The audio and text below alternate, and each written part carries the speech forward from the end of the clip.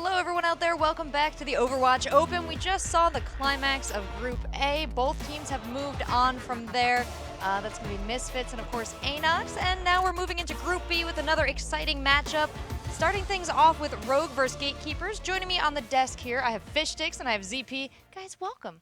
Thanks, Rachel. Thank you so much. It's great to have you here. Yeah. Got a kind of interesting match, but indeed, definitely Rogue. Just coming off the win at the ESL Atlantic Showdown. Hard to see how a team like the Gatekeepers is going to be able to, stack up here. Rogue is super favored here. Now, Rogue, they have a history where sometimes they have, not so great results, but they're not going to drop this match, barring just an incredible miracle or Gatekeepers really showing us a new level. But they're a newer team to the scene. They were able to scratch and claw their way into one of the playoff spots here in the Overwatch Open, but certainly this is a rough matchup to go into, especially when Rogue seemingly has so much momentum after the events of the last weekend. That's right. We had a really exciting lead in to how these teams have qualified. Let's take actually a quick look at some highlights from Rogue.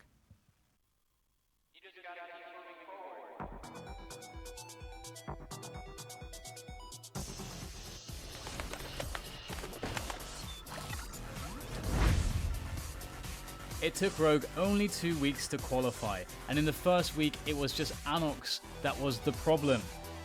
The Genji of Cypher posed particular threat, but moving into week 2, meeting up with Anox in the quarterfinals, it looked like a completely different situation. Rogue turned the tide and they breezed through with a quick 2-0, and that put them in the semi-finals against Dignitas. A slower knockover series saw Dignitas taking the first map on Ilios, putting Rogue close to elimination. However, a fantastic Hollywood series as a response, especially from the brothers AKM and Wins, and a follow-up victory on Nepal secured Rogue a place in the finals. Only one more obstacle then remained in Reunited for Rogue to take that playoff spot, and they started things off very strong. With the first 2 maps won in rapid succession, they would suffer then a 3rd map defeat, but they recovered very quickly for the 4th map to claim the 3-1 victory and the playoff spot.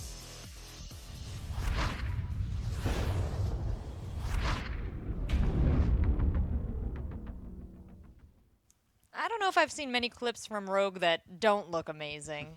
I don't know, guys. This, like you said, is kind of a one-sided matchup here. But you know what?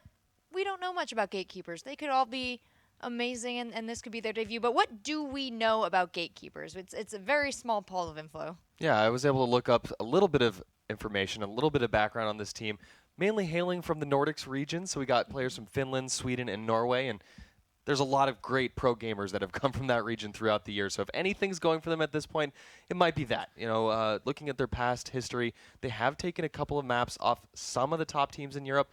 But generally, if they're facing any of the top 10 teams in Europe, they're going to go down. And that does not bode well for them here. But if anything, also, Rogue, they haven't been super consistent over time. They did lose to Anox, and they've lost to teams that we may not have expected them normally to have lost to. So hopefully we're going to see Gatekeepers put up a good fight here. But, man, that's one huge uphill battle. Well, ZP, we're looking at our 3 maps here. We've got Kings Row, Dorado, and Hollywood. Share us your thoughts. This is the holy trinity of Overwatch maps. Is it not? This is actually just the 3 maps that people practice the most. So this is certainly good for Rogue, but it's also good for a newer team if this is what they've spent most of their time practicing to catch up. And just a sort of note on our previous note, or if there is a way of beating Rogue, I feel like the puzzle to beat them has gotten more difficult in time. There was a point where you face Rogue and you sort of go, all right, we maybe tailor a strategy a little bit more than taking away Tavik. Tavik, of course, at one point still is known as Rogue's really all-star DPS player. And yet you look at what happened at Gamescom over the last weekend. You look at the emergence of AKM, where really he was emerging a little bit before then as well, where he went from high-tier McCree to very top-tier, clutching it out level DPS, whether it be Tracer, McCree, or otherwise. So there's a double problem here for Gatekeepers. Not only do they have to figure a way of stopping Tavik, but they also have to stop AKM as well, and that might be easier said than done.